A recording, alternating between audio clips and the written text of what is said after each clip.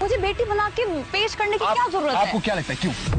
अगर मेहमानों को बिठाकर सूखे मुंह बात करूंगा तो मेरे पंखी परिंदों को भी बहुत बुरा लगेगा। शाम तक भूखे प्यासे बैठे रहेंगे।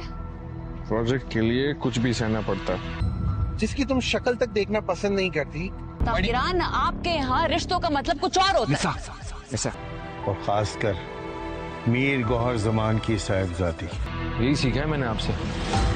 तुम उसकी बराबर वाली सीट पर बैठकर सफर कैसे कर सकती? निसा और मीर मीरान अपने प्रोजेक्ट के सिलसिले में कहानी ढूंढते फिर रहे हैं। अब वो एक कहानी के सिलसिले में बहुत लंबा सफ़र करेंगे और एक गांव में जाएंगे। वहां जाने से पहले जब राशिद उसको छोड़ने के लिए जा रहा होगा तो उसे ये कहेगा कि तुम जिस शख्स की शक्ल तक देखना गवारा नहीं करते उसका बराबर बैठ कैसे इतनी दूर जाओगी। फिर जब मीर मीरान और निसा वहाँ पहुँच जाते हैं तो वो की वीरान सी जगह होती है। वो कहती है हम यहाँ पे किस तरह से रहेंगे बगैर खाए पिए, हम किस तरह शाम तक यहाँ पे बैठ सकते हैं।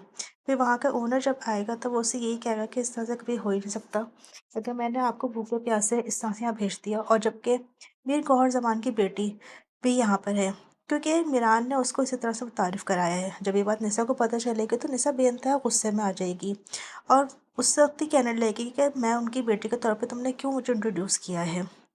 तो मीर मीरान काफ़ी ज़्यादा परेशान हो जाएगा, उसको बाहर लेके उससे कहेगा कि तुम इस तरह की बातें क्यों कर रही हो। तो वो कहती है कि तुम्हारे यहाँ रिश्तों का बदला कुछ और ही होता है। मीर मीरान की वालदा भी कराची पहुँच गई हैं और उनको गुल महर ने रिसीव किया है। अब यकीनन वो चूँकि जान चुकी हैं कि मीरान और गुल महर के दरमियान क्या मामला है और वो यहाँ पे क्यों आए हैं, उस सिलसिले में उनसे बात करेंगी।